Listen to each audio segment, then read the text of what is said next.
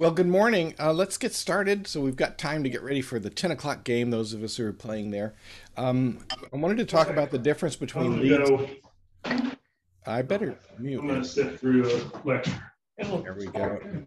Okay, there we go. That's better. Okay, I should have done that before. By all means, if you have a question, unmute yourself and ask your question at any time. Uh, Glad to have you. These will be added to the YouTube playlist. I usually get them up by Saturday afternoon, so they'll be there. We've been talking about leads against no Trump contracts, and I'm going to transition to talking about leads against a Trump contract.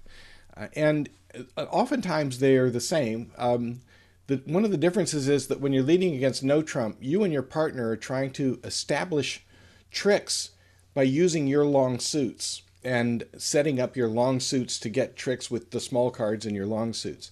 Now, this won't work against a Trump contract because, in theory at least, the declarer has a Trump suit that he can use to trump your little cards in your long suit. So, usually against a Trump contract, we need to try and take our winners in the high cards that we have. We need to use our strength against the Trump contract.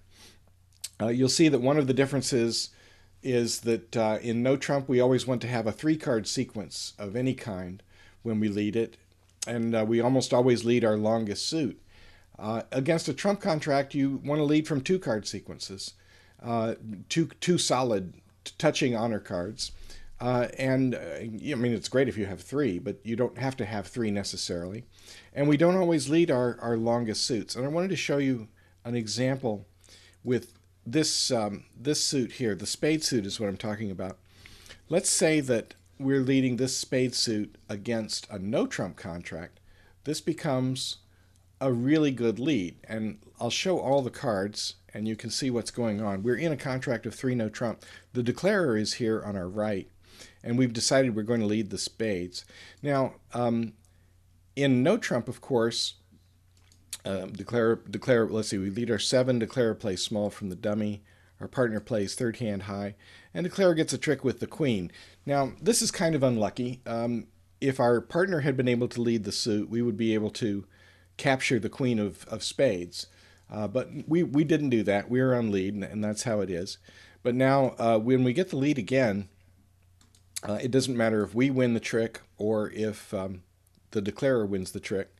Let's say we win the trick. We've lost to the queen, so now our king and jack are like touching honors, if you think about that, because the queen has already been played. And that's an important piece of visualization to make. You're now looking at touching honors in your hand, even though you don't you are missing the middle card, but when the middle card has already been played, now they're touching.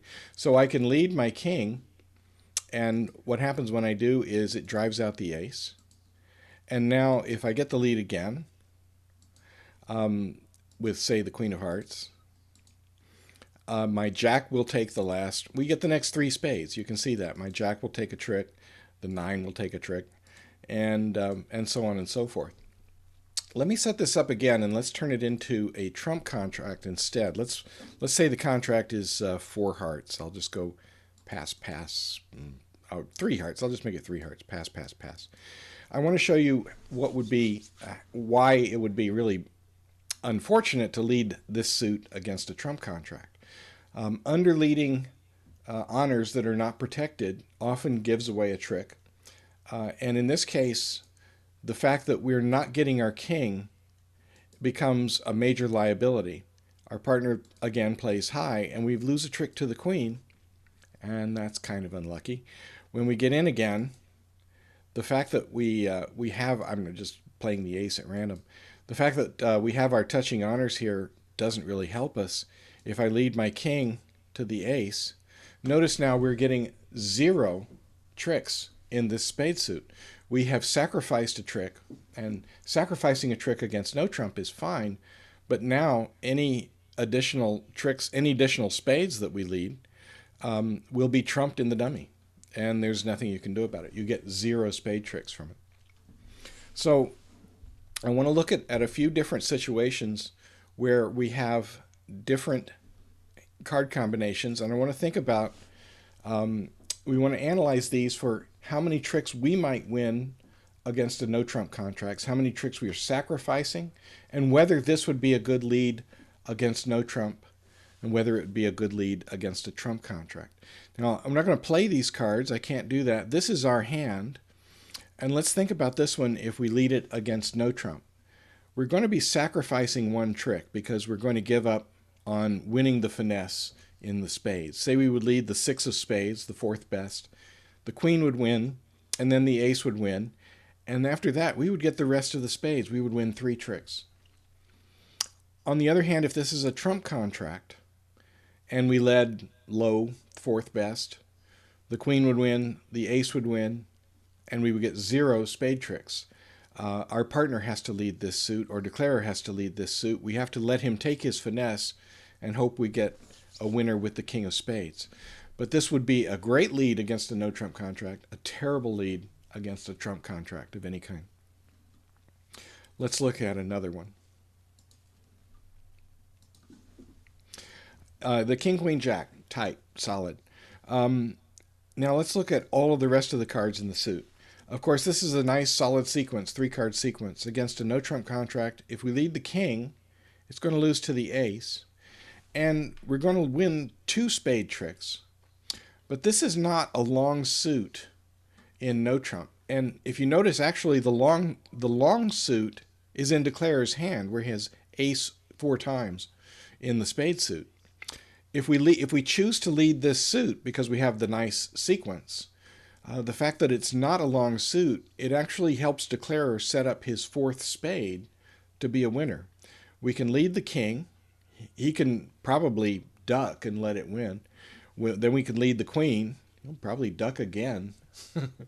And now when we lead our jack and everybody follows suit, he wins the ace and he wins his 9 or 2 or whatever his 4th spade is.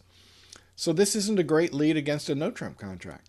You probably want to pick your 4-card suit or a 5-card suit if you have one.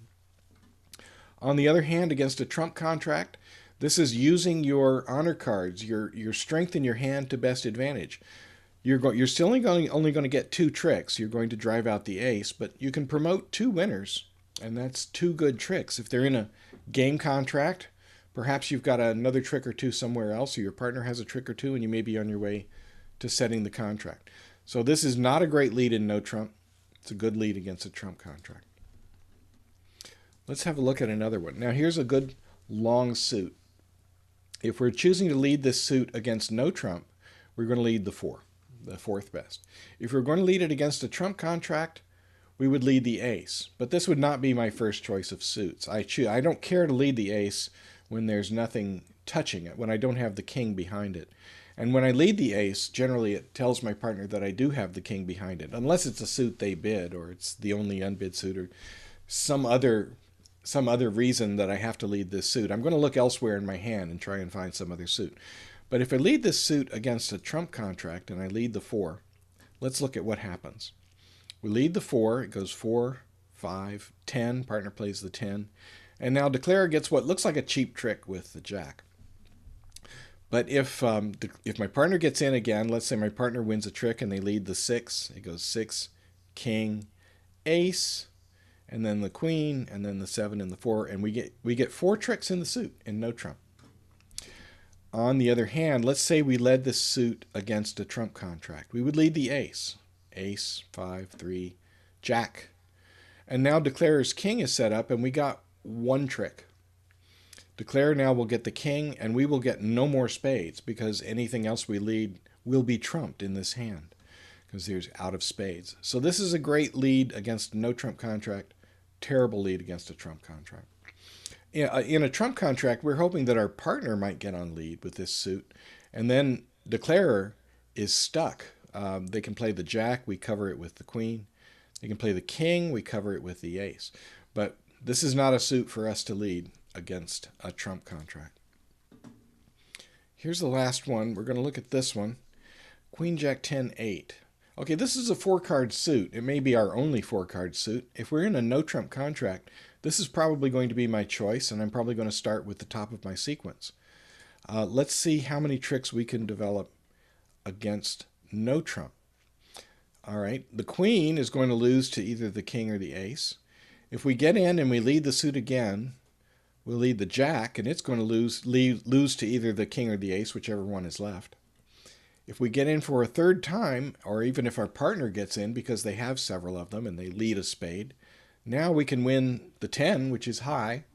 Everyone is out of spades, and we get 2 tricks.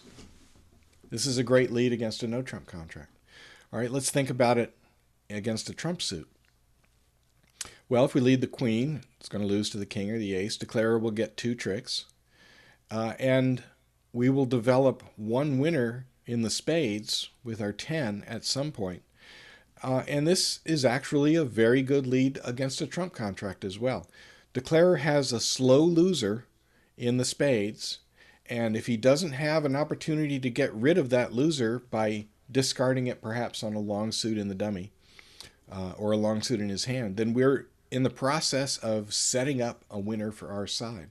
So this is a suit that's good to lead against no trump, and it's good to lead against a trump contract, both.